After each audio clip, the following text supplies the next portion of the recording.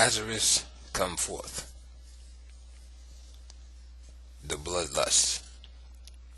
The boxing ring is the ultimate focus of masculinity in America. The two-fisted testing ground of manhood, and the heavyweight champion as a symbol is the real Mr. America. In a culture that secretly subscribes to the piratical ethic of every man for himself, the social Darwinism of survival of the fittest being far from dead, manifesting itself in our rat race political system of competing parties, in our dog-eat-dog economic system of profit and loss, and in our adversary system of justice, wherein truth is secondary to the skill and connections of the advocate. The logical culmination of this ethic on a person-to-person level is that the weak are seen as the natural and just prey of the strong. But since this dark principle violates our democratic ideals and professions, we force it underground, out of a perverse national modesty that reveals us as a nation of peep freaks who prefer the bikini to the naked body, the white lie to the black truth, Hollywood smiles and canned laughter to a soulful Bronx cheer.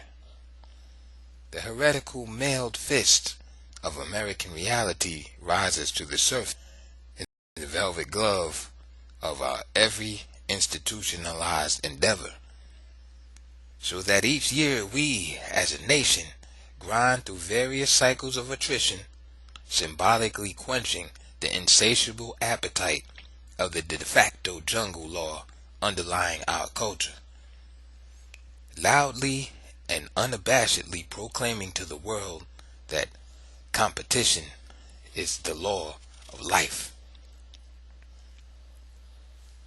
Getting confused, embarrassed, and angry if someone retorts, competition is the law of the jungle, and cooperation is the law of civilization. Our mass spectator sports are geared to disguise while affording expression to the acting out in elaborate pageantry of the myth of the fittest in the process of surviving. From the little league to the major leagues, through the orgiastic climax of the World Series, from high school football teams, through the college teams, to the grand finale of the annual bowl washouts, interspersed with the subcycles of basketball, track, and field meets, all of our mass spectator sports give play to the basic cultural ethic, harnessed and sublimated into national communal pagan rituals. But there is an aspect of the crystal of our nature that eschews the harness, scorns sublimation, and demands to be seen in its raw nakedness, crying out to us for the sight and smell of blood. The vehemence with which we deny this obvious fact of our nature is matched only by our Victorian hysteria on the subject of sex. Yet we deny it in vain, whether we quench our thirst from the sight of a bleeding Jesus on the cross, from the ritualized sacrifice and the elevation of the host and the consecration of the blood of the Son, or from bullfighting, cockfighting,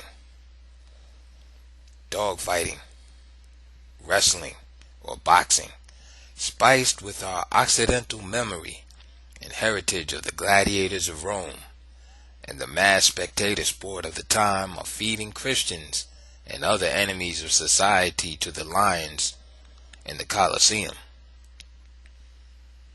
Whatever the mask assumed by the impulse over the years intones the chant through Dracula and Vampira, must flee the scene with the rising of the sun and the coming of the light. Night has its fixed hour and darkness must fall. And all the light bulbs ever fashioned and all the power plants generating electricity have absolutely no effect on the primeval spinning of the earth in its orbit. In America, we give maximum expression to our bloodlust in the mass spectator sport of boxing.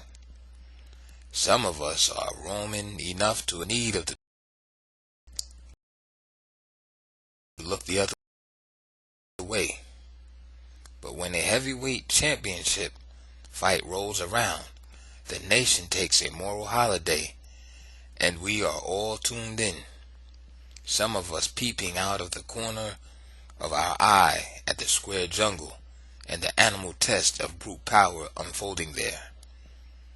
Every institution in America is tainted by the mystique of race, and the question of masculinity is confused by the presence of both a white man and a black man here. One was the master and the other was the slave until a moment ago, when they both were declared to be equal men, which leaves American men literally without a unitary, nationally viable self-image.